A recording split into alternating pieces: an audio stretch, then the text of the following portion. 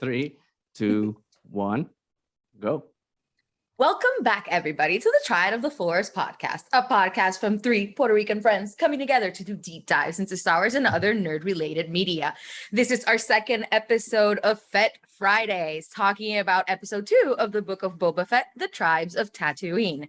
Now, unfortunately, our friend Mo is not going to be able to join us today, but good news, we have Arezou from Space Waffles joining us for the first time. Thank you so much for joining us. Arezou. Thank you for having me. I'm very excited to be here. We love having you here. Thanks for joining us. I think last time we talked was probably when we were doing like those Mando episodes for the Geeky Waffle. Yeah. So it's been a minute. It's been a while. Gotten together. So thank you for joining us.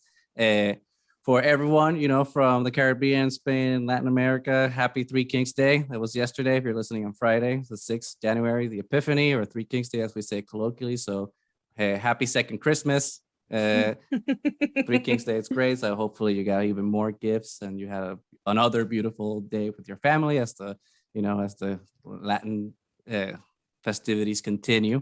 But with that, let's go back into Book of Boba Fett. Holy crap, that was an amazing second episode, The Tribes of Tatooine. It was so good.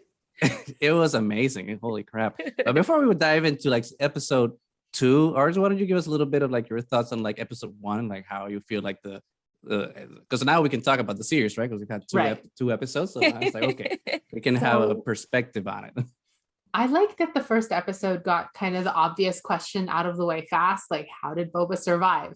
He punched his way out. We've got it. But like, and then they start sort of diving into, him with the Tuscans and how they sort of saved his life and gave him a new lease on life and all this kind of stuff. And it's like, okay, cool. And then how this feeds so nicely into episode 2 now is that they're not just done with that. And now it's Boba doing something else in the 5 years. It's really staying with the Tuscans and sort of seeing how Boba that we saw at the end of Return of the Jedi becomes the Boba that we see in The Mandalorian. And I like that they're taking their time with that and they're letting the story breathe, I guess, and not just rushing through it, because I don't think anybody would blame them if they did. We might, but like on a larger level, they'd be like, yeah, just get to the point.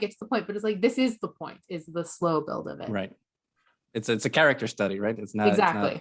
It's not an action set piece. Like I contrasted right to when we were with the original trilogy between Empire and Return of the Jedi, when Gary Kurtz wanted Return of the Jedi to be more personal story about the characters, and George Lucas kind of wanted to have it more, be the bombastic space fight and action stuff, which is what he thought people wanted. But it's you can have a balance of both, right? You can have the character-driven thing that's supported by the action, and I think that's one of the great things that Book of Boba's doing so far. Which was an interesting and I think very brave thing that they did with episode 1, was start very slow and methodic and not bombastic, to keep using that for lack of a better word, which I think rubbed some people the wrong way. I was seeing the discourse online, some of the bros were upset because this is not the Boba Fett of their dreams, of their action the figures that they been played imagining with for the last 30 years. Exactly. It's like, this is the 2 minutes of screen time. This is how I've imagined it for 30 years it's gonna be. It's like, it's not your action figure, bro. So I think that's a good point to kind of start, as we're seeing apparently different Boba Fett. I wanted to kind of get your thoughts, Arezou, before we move like proper into episode 2. How do you feel about that discourse, right? Of how this Boba Fett is not the Boba Fett that people are familiar with. How do you feel about it? I didn't like Boba Fett until last year, until the tragedy. I didn't care. Like it wasn't an active dislike.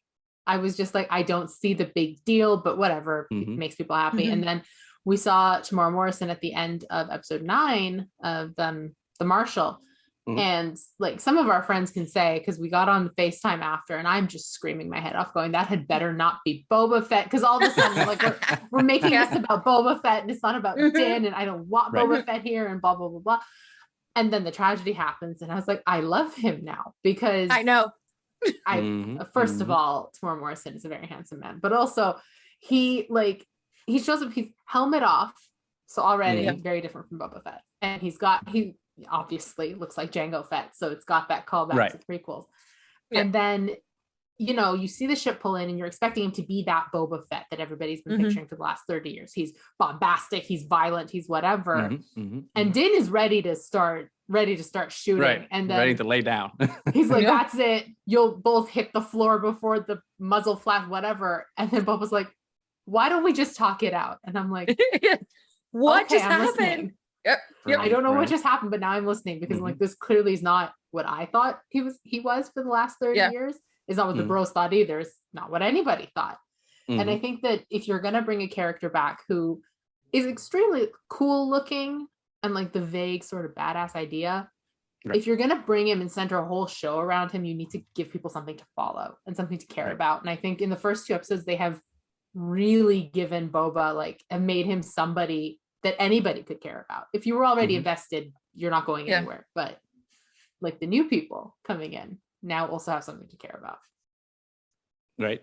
Nani, how about you? I mean, you also didn't care or like Boba Fett before The Mandalorian. But how are you feeling about that? And how was your experience with him right before Mando? I basically had the same vision that Arezou had, that I don't get it. I don't get why it's such a big deal. Like it's a character that doesn't do all that much, and I don't understand why people were so fixated on this one character. And I was also pissed that he was going to show up in Mandalorian because I thought he was just going to take all the glory and not let Din his own thing, and it's all going to be about Boba now. But they were very, very good at showing us not only a new character, but a character that at no point overshadowed Din. So he was very complimentary and very brings more to the story of Din trying to figure out his identity as a Mandalorian, getting all these different versions of Mandalorians throughout the show. So I thought the addition of Boba was really, really well handled. And then I was super excited when they said that they were doing the Book of Boba Fett.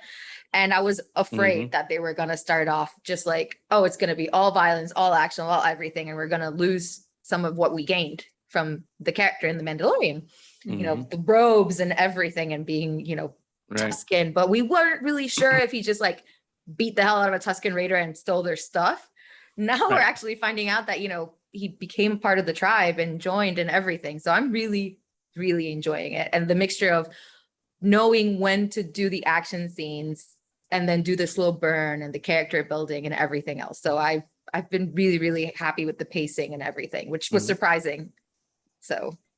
Right. And it's not action for action's sake. It's action that supports a narrative and character building. So I think that's the most important thing. It's action with a purpose, and it's not senseless killing. And obviously we'll talk about it when we talk about that train heist thing, action montage. But there's not killing for killing's sake. And there's a point at the end, right, where something happens between the Pikes and Boba. I was almost going to say Jango Fett and Boba Fett, but it's very poignant, right? Because it shows you that this is not your Boba Fett action figure 30 years ago. This is a character.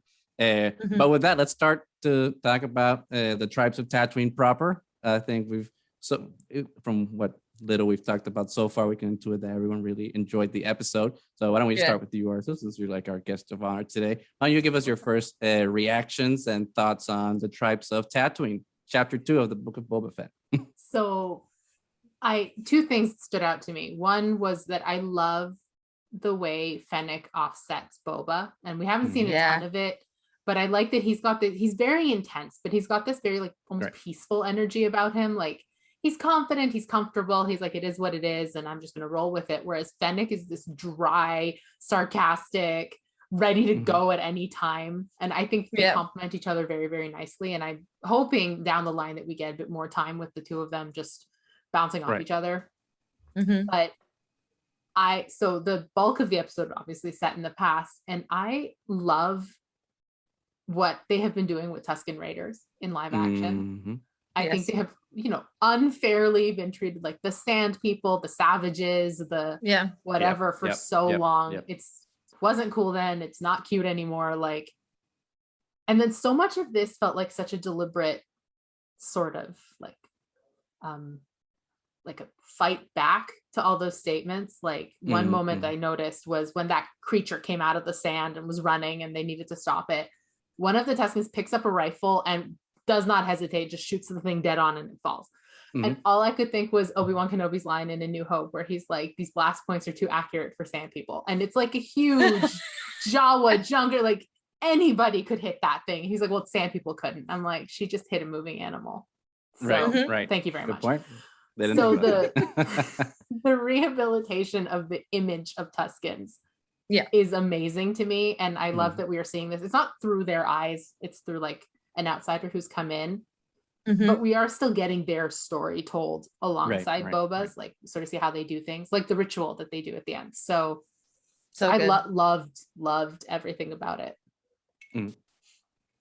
I think it's very interesting, especially with this tribe of Tuscans, because so far we've seen kind of like a monolithic view of Tuscans so far, obviously with the original trilogy, and then with Mando, which are all kind of dressed the same. They're all kind of same-ish tribes, if not the same tribe, because we frankly don't know. But with Book of Boba, we get to see like, well, yeah, they're all Tuscans, but there are differences between them, and there's different cultures within the culture, subcultures, if you want to call it that. So I think it's really beautiful to see, and especially after the train heist with the speech that Boba gives, which it was great because it's one of those things that you understand, but until you don't see someone contextualize it, you don't understand the impact of it. And I saw someone on Twitter actually say like, oh, the statement about stolen lands from indigenous people and kind of giving that back and reparations. And I was like, holy crap, I should have caught on to that one, because it wasn't subtext, it's text. It's like right there.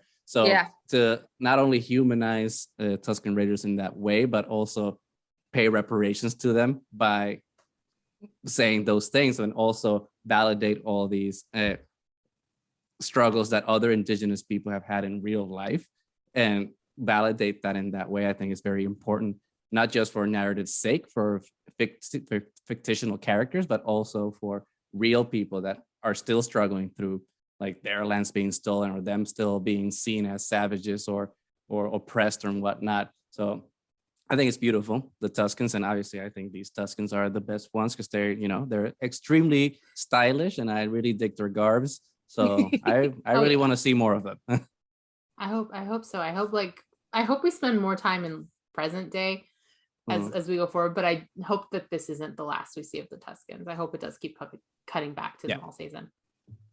Nani, what were your thoughts on episode 2? I'm very much enjoying the flashbacks.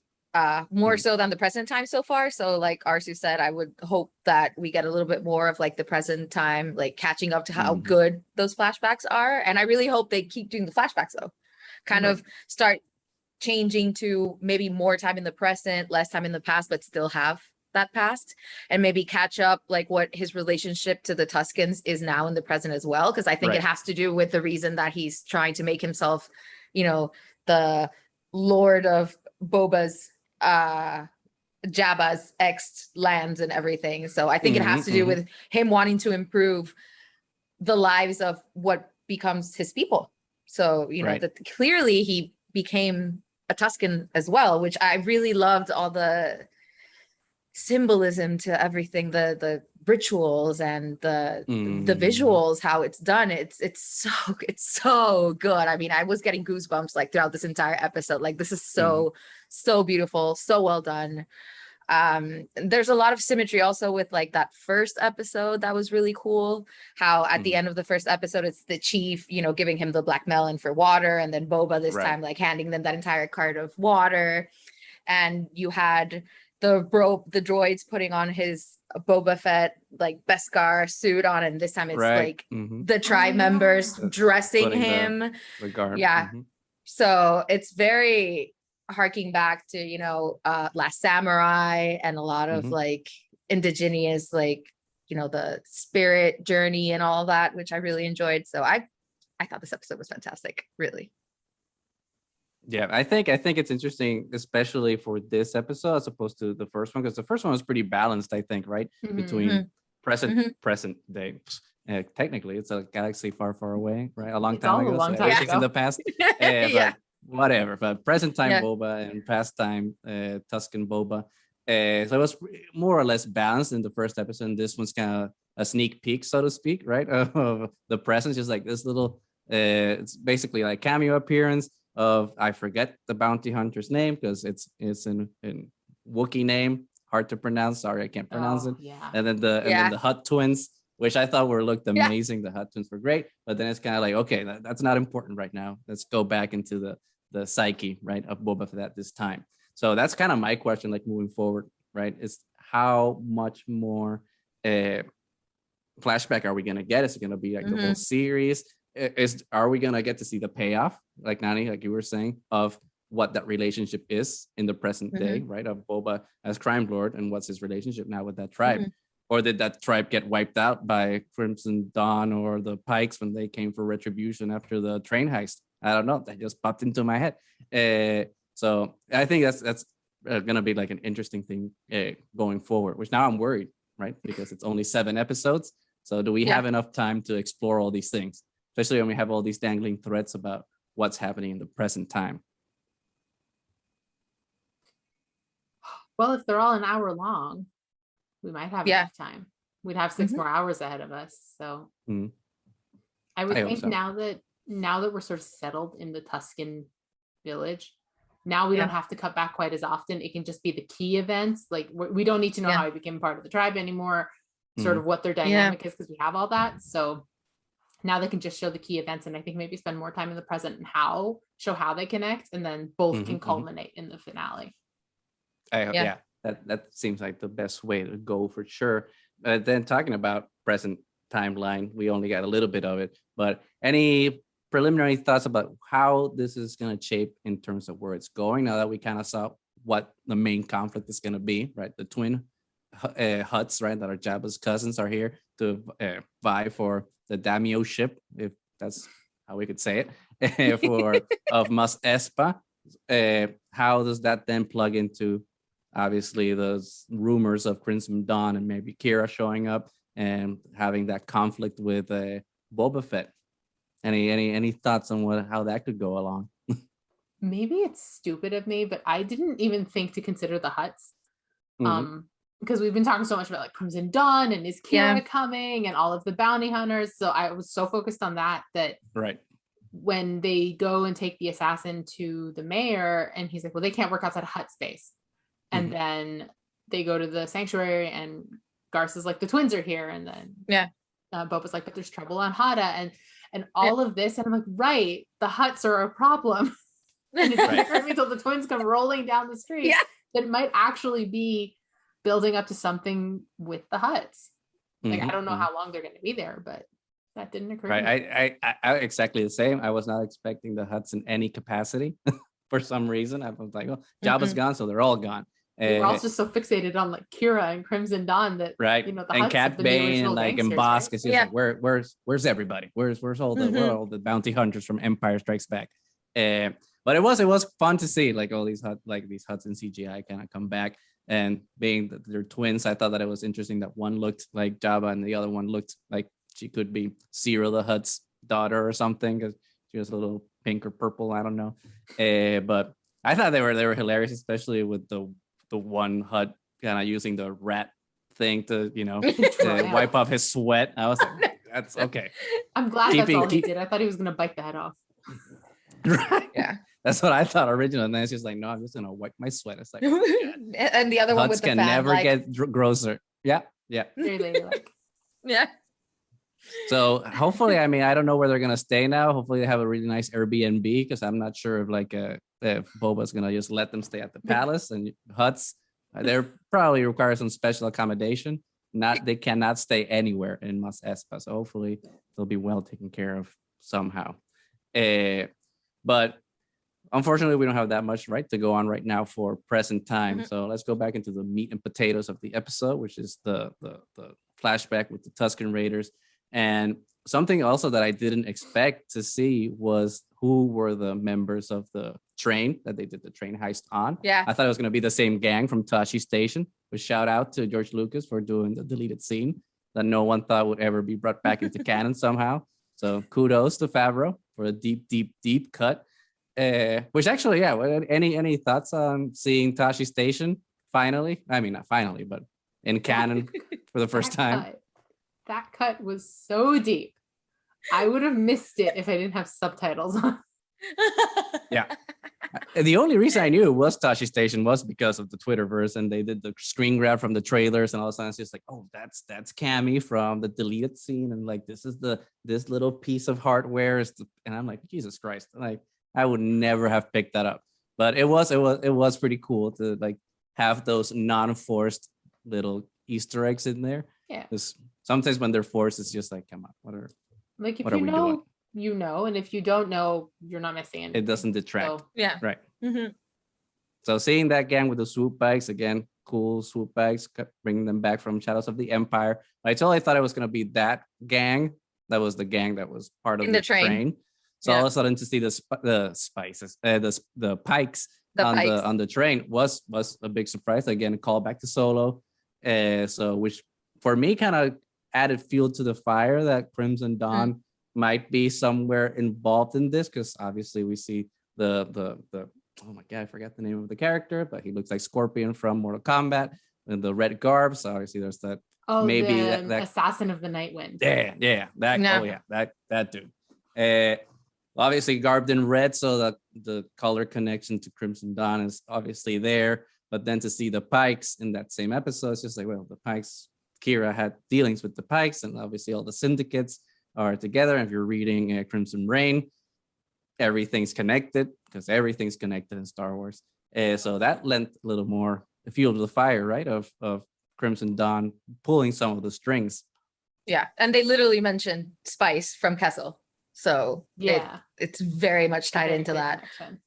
Yeah, very poor liar. When he was like, "Oh, what does Spice look like?" and I'm like, "Yeah, dude, you're like Pikes. that." Like, you're the Pike Syndicate. This is the worst. This is the worst line that I've ever seen. But I love that entire interaction. He was so the Godfather in that scene. It's just like, it all gonna depend on how this conversation goes. And he's just sitting on a box, but it still looks like he's there stroking the cat. And like, I am the Godfather. You've listened to me now. It was fantastic. It was so good.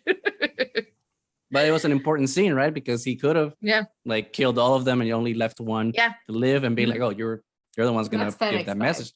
But exactly, definitely. But that's not who he is now. I mean, he's not about just mowing people down. It's about like, I mean, there's still some villainous part of him, right? Because he still wants to be a crime lord. But there's more compassion and understanding in him now. I think that's kind of a crucial scene for his development, and I think all of the Tuscans realize that, which is why they give him the little lizard as a gift, which I was blown away with how that whole scene went, because I was not expecting the lizard to all of a sudden to go all Wrath of Khan on us and just like go inside his nose and the excuse me, and do all the lizard mind tricks that they did. But I think that was the most pivotal part of the episode. So I don't know if you guys had any thoughts while seeing that scene for the first time. Arezou, why don't we start with you? What did you think when the lizard was gifted? Well, after the lizard crawled up his nose, like I was having a moment where I'm like, is it still in there? Like in present day? Does it just live in his brain now? So was I. I was wondering about that. But when he sort of went on that quest to the tree, like watching the way it was shot and edited was so beautiful, because it's almost like looking at it through a kaleidoscope. Like nothing's ever really fixed. It's kind of shifting. And then the way the sand keeps turning back into water, especially...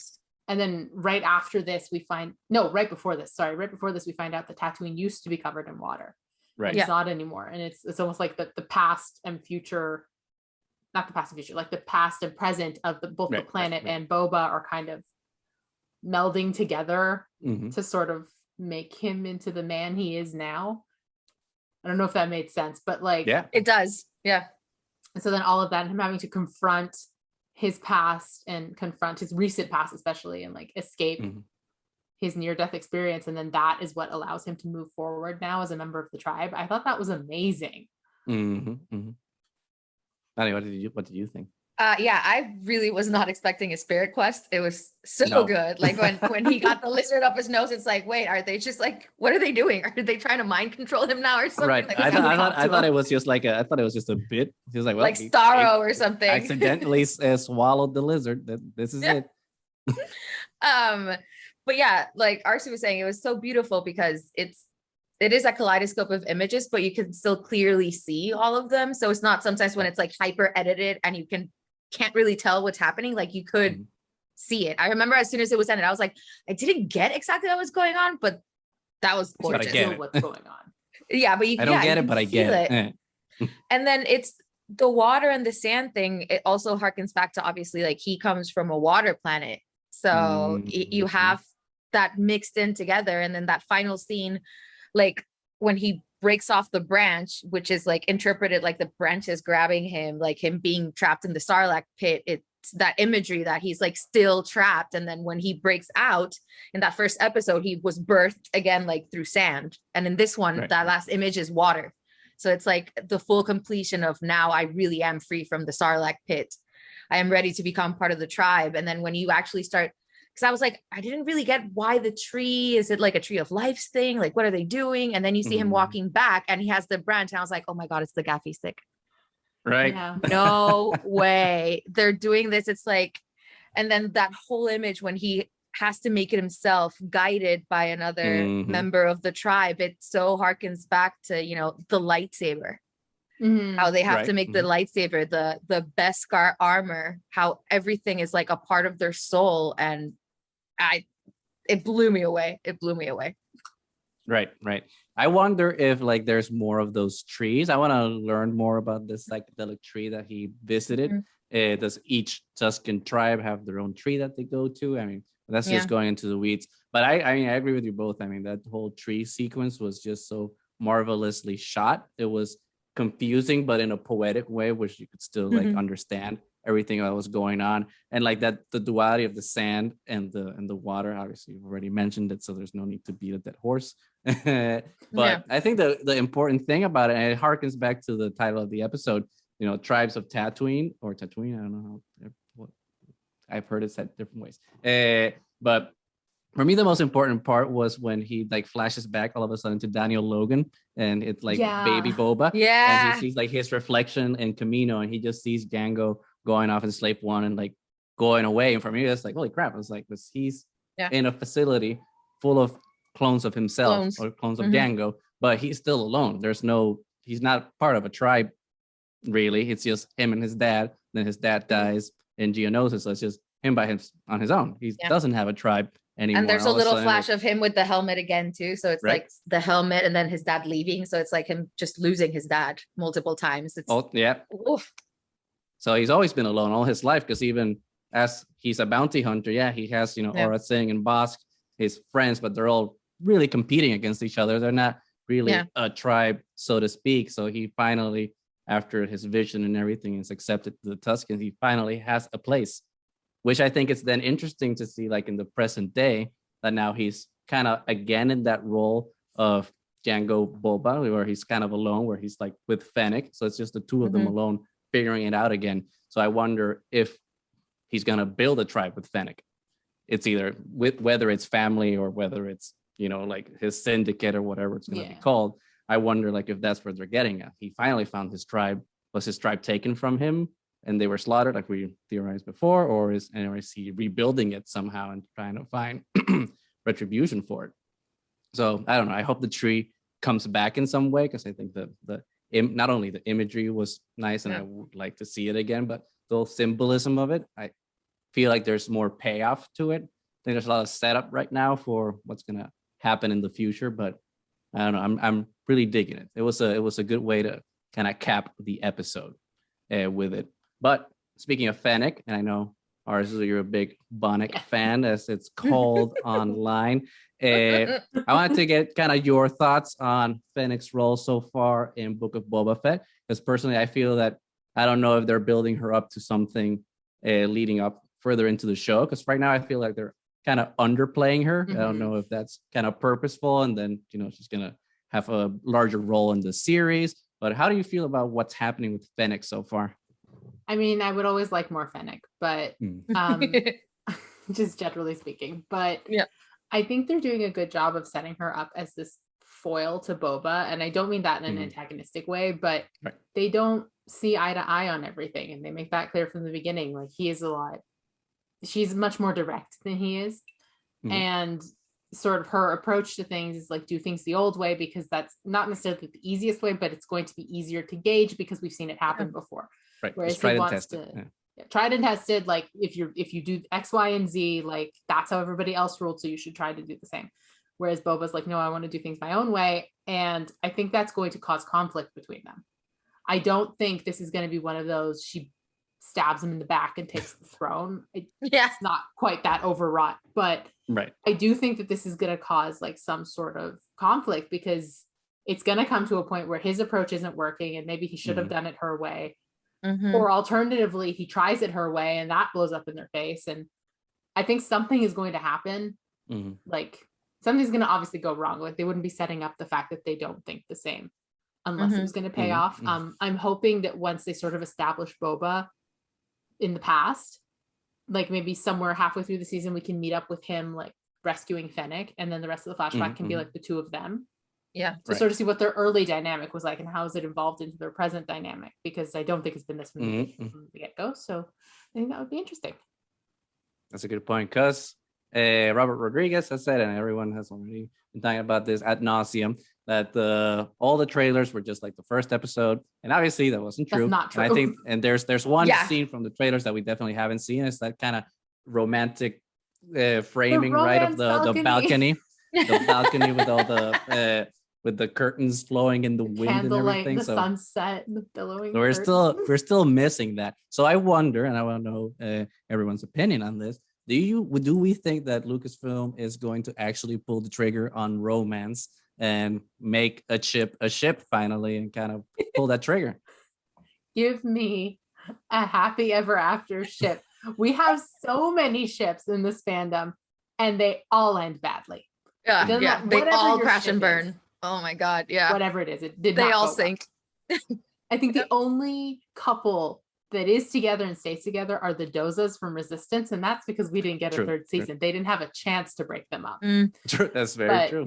Good point. You don't put a shot like that in there, not on purpose. It's very clear what that looks like. So I'm hoping that if they aren't already a couple and they're just really low key about it, that this is something that they're going towards.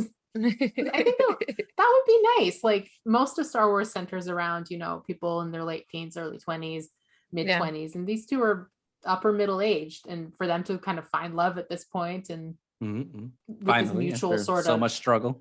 Well, exactly. They've both had really hard lives, and it's just like this little bit of peace in the middle of all this chaos. I think that would be really, really nice. Yeah, maybe it's a thing where Boba realizes that actually what he wants to be a crime lord, but what he needs is to be with Fennec, right? Wants and needs, and by the end of the series, he realizes that he doesn't want Jabba's palace. He just wants a little shack by a beach somewhere with Fennec and just relax and retire. I feel like I'm sure Fennec wants Jabba's palace, though. I feel like that too. Maybe Maybe they switch roles, and Boba's just, he's a house husband, and he just doesn't have to. He's the one sitting on the arm. He's satisfied, just hanging out with his Tuscan buddies out in the sand, just chilling, doing whatever he wants to do. I would be completely okay with her sitting on the chair and him sitting on the arm, because that's like taking a step back. Exactly. Because that's the thing for me, at least so far. I mean, I know it's called the Book of Boba Fett, but they've been promoting it as the Book of Boba Fett and Fennec, right? They've kind of been giving both of them equal importance, and so far for me, it's just like, what about her? And it's like we've seen so much already of like a male-centric and male-gay stories that, like, when they finally, there's a lot of strong, powerful female characters, but not a lot of them are giving the opportunity to take center stage. And I feel like Fennec seems to be like a good one to be at equal standing with Boba Fett. And I feel like they're not doing it. And I don't know if like they're not doing it because it's going to happen eventually by the end of the show, or if they're just so scared of some elements of the fandom.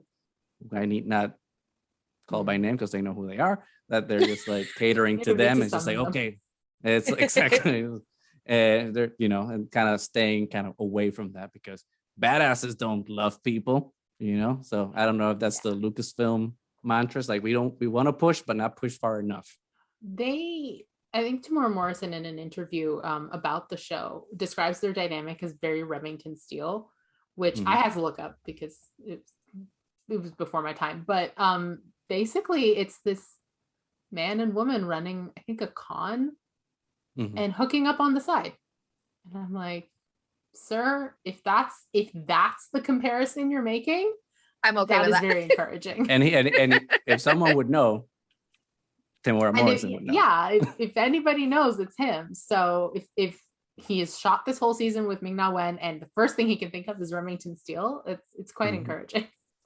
I mean, I think he's doing like a lot of good for Star Wars for sure, especially because when we saw the tragedy, which is I think the first episode that he showed up as Boba again, and we saw his fighting style, right, with the gaffy stick and everything. It was, I mean, I'm by no means an expert on Maori culture or Pacific Islanders, but I was like, I've seen some of this style before. So looking it up online and then reading interviews of him about the episode, he's like, yeah, I want to infuse like my culture of being a Maori into Boba Fett and his fighting style. I'm like, that's really cool. Star Wars needs a little bit more of that, and actively, not just like, well, we're culturally appropriating, but not giving that credit back.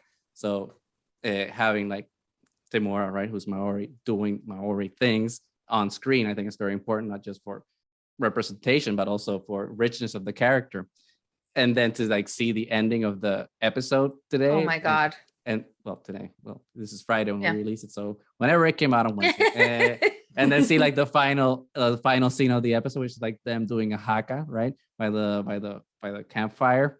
I was like, holy crap! Like Lucasfilm is going for it. So I don't know if that was their intention since the beginning to double down on like, okay, Boba Fett's played by Tamora Morrison, so we're doubling down on the Maori representation, or if that was like Tem being like, no, if I'm doing this, I want this to be an integral part of the character, and we're incorporating it somehow.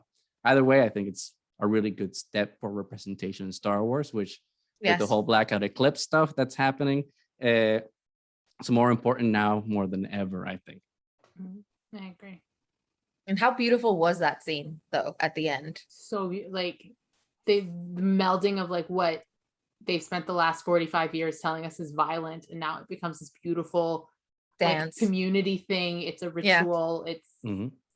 It's it's not about anybody but them, and I thought that was so lovely to see. And I really loved how it starts like just the two of them, and then like rhythmically, like everybody starts like joining in, and they all have the same beat. And how fantastic was the soundtrack for the entire episode? Like so many drums, and everything complemented everything in the episode. Like that scene when he's getting clothed, even the train hijack scene, everything, like the soundtrack just complemented everything in such a magnificent way.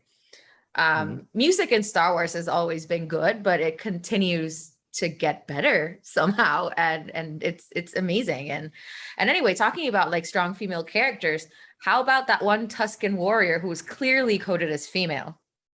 That was fantastic. Who kicked Boba's ass. I mean, it was amazing. I loved her. She deserves her own spin-off or animated series or something, but she was amazing. Like and without she did, having to say anything, just dominated the screen. Yes. And especially that we haven't talked about it that much because it's just an action scene, but it's so good. I mean, when you first see the train from really far away, I was like, that's a train in the sand. What are we doing? Are you crazy? And it was so good. Everybody likes a good, train heist. And this time it was for a good reason that they were trying to do it. And I love when he was teaching the Raiders to use the speeder bikes. It felt so like, oh, I'm the teacher now and these are my students. And it was so fun to see that too. Like they're doing elements that are really, really serious and deep. And then there's a little bit of like comedic stuff going on too. So it feels lighthearted sometimes as well. And that train heist, that whole sequence was just gorgeous to look at and was really exciting. And to see that female Tuscan Raider just doing amazing things like ahead of everybody was like really empowering. It's like, yes, I love you. And have her survive, because sometimes they set up these characters and it's like, oh yeah, and then they kill him. We're gonna kill her, like with the giant jet engine thing. But I think the cool thing about that training montage though is that it was very reminiscent of like Seven Samurai, The thing of like, the outsider comes in to train the villagers. But I thought it was really clever because it's not like we've seen in Star Wars before. Because we've seen, the repurposing of that trope in Clone Wars and Mandalorian, obviously. But I thought it was clever because it's not about teaching them to fight. It's about teaching them to use technology or like the oppressors, right? It's just like, these are soup bites and technology that you say you don't have because the invader, the offlanders, off-worlders, or however they call it, possess, and now I'm teaching you to use their instead of using technology against them. Using the soup bites. So it's a passive way to attack a non-violent way to attack the train, right? It's not with rifles and gaffy sticks. It's with just with vehicles. So I thought that was a good inversion. So like, I'm not teaching you to use weapons. I'm teaching you to use swoop bikes, which I thought it was a hilarious scene too, because it's a serious show, but there's still a lot of humor in it. And I thought it was pretty funny. I mean, it's not slapstick and cheesy. It's just it's appropriate for the setting.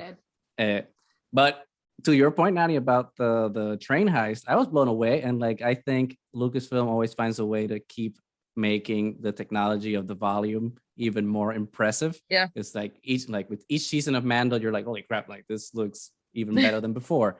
But with this train heist scene, I was like, because it makes the train heist from Mando look like garbage, basically. In comparison, because it just looked like incredible. It basically is rivaling what we're seeing in feature films. It was as good, if not better, than the train heist in Solo. So like, I have to like really give a good kudos to the ILM, because they're really pushing the envelope for what TV visual effects can be. Because Book of Boba just looks amazing. Because sometimes with the volume, it felt like it was just a one-way street and shot from different angles, but kind of a very close set. But now the world really feels expansive. Huge. Right? It's huge. Like that Fennec running around in that first episode and the ceilings and everything. It gave a lot of depth to like the city. And this time we got like a whole cliff and then like a canyon filled. It looks ginormous. It's so good. I keep actively forgetting that they're not shooting in the desert. Right. I know. It's incredible. And it doesn't feel empty, because sometimes I felt with Mando, some episodes felt like it really felt like a soundstage, and not just because of like how the sets were decorated or whatnot, but also because of extras. It didn't feel like a lived-in world sometimes. But Boba is just like you feel like you're in a city, and it feels bustling, and like the sands feel infinite. Doesn't feel like, okay, the perspective's off here because this is where the screen starts. So it's so you feel constrained. It feels continuous. So it's beautiful to look at, and obviously a amazing achievement for ILM. But I think we've talked a lot about where the episode is and how much we loved it. But now that we have a little more meat to more foods to digest from the last two episodes, why don't we do some speculating about what we think the rest of the season is going to look like? Arezou, do you have any theories about what's going to happen maybe in episode 3 and beyond? I've been trying to figure out, because we were talking about we haven't seen the balcony yet, but the other thing we haven't seen is that big conference table / dinner table scene with all the crime bosses sitting around it. And he wants them to all incorporate. And in my head, before seeing the show, I thought that this was his first episode approach. Like, he shows up and he's like, okay, I'm the crime boss now. Let's make it one big happy crime family. And now I'm thinking maybe this is him trying to stand up against the Hutts by incorporating everybody else so that they present a stronger front. So that's my short-term theory. My long-term theory could go in any direction with like, maybe we'll switch to Fennec flashbacks instead of Boba, and then maybe we'll see their flashbacks come together and maybe they'll kiss. I don't know. Like, like it could go in any direction. But I do think now, after this episode, the Hutts are kind of being set up as a much bigger bad than I thought they would be initially. Interesting. That's a good point. Nani, how do you feel this is gonna go? Yeah, I can't even speculate, because again, I had no idea the Hutts were really going to show up as a threat, like at all. That was like completely from left field, and they're clearly making them more important than they are. Because it's like, oh, do you think they're going to stand down? No, they're not going to stand down. So this is going to definitely become an issue, the Hutts. And then we have this, the Pikes were there, and clearly they're working for a syndicate, so there's a big chance that Crimson Dawn is Mhm. involved. So we don't know what's happening with that. We don't know necessarily the reason that he decided suddenly now to become the crime lord after he seemed pretty settled, with the Tuscan Raiders. So, what's the reasoning behind suddenly now wanting to become the crime lord?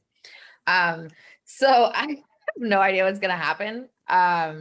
I've been really enjoying it so far. I hope they keep the same kind of pacing and everything, and they don't kind of rush it too much and, kind of shoot themselves in the foot, and just kind of keep it a slow burn. And I am really looking forward to seeing how the relationship with him and Fennec develops, and how that trust was really established, because just saving somebody doesn't necessarily create this relationship of loyalty that you can clearly see that they have. And Fennec doesn't seem the kind of person that has any friends ever. Like in all iterations of her that we've seen, she's always like by herself and doesn't depend ever on anybody and doesn't put her trust really in anybody. So I would really like to see how that relationship was established. Yeah. So what makes her stay? Again to the name, the tribes. That's why it was so appropriate, the title of the episode, really, because we talk about the different tribes of the Tuscans that we didn't know that there were different tribes that lived in different ways.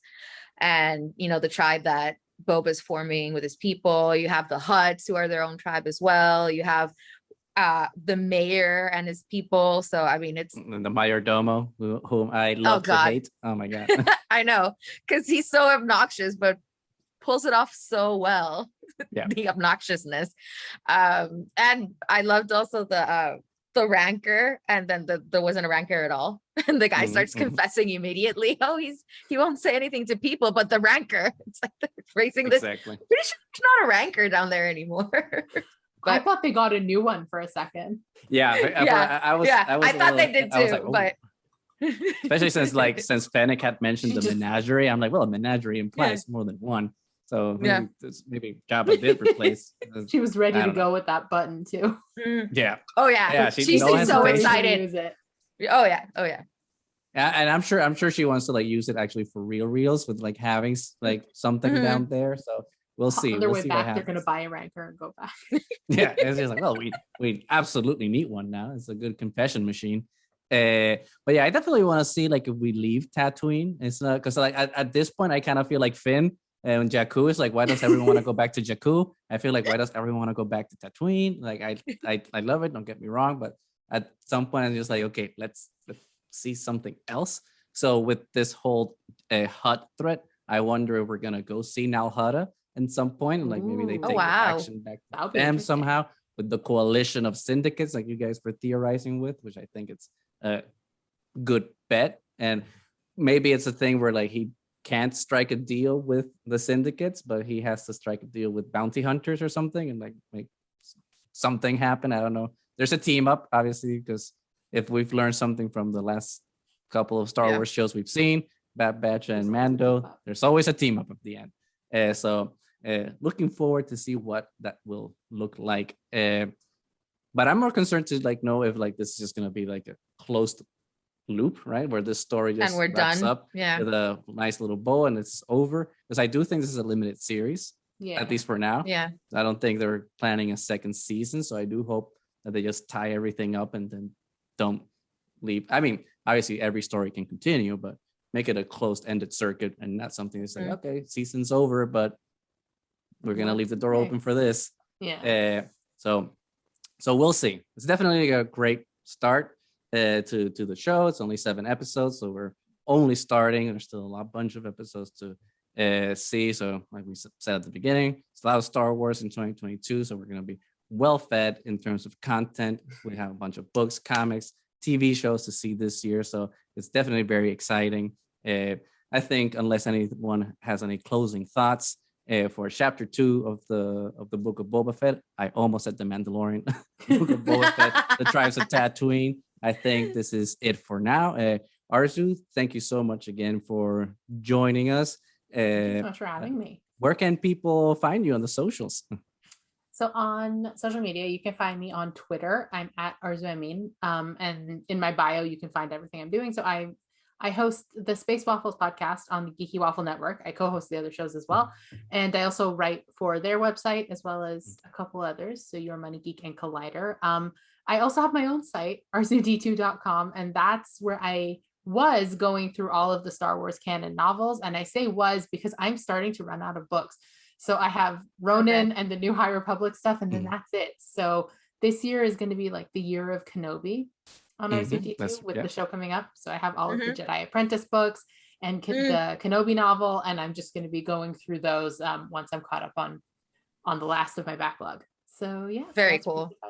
Yeah, make sure to check it out, and we'll obviously leave links to all of that in the description below, and obviously on podcast we'll leave links to that as well. So please make sure to check it out. Again, thank you for joining us, and we hope to have you back on the podcast at some point in the future.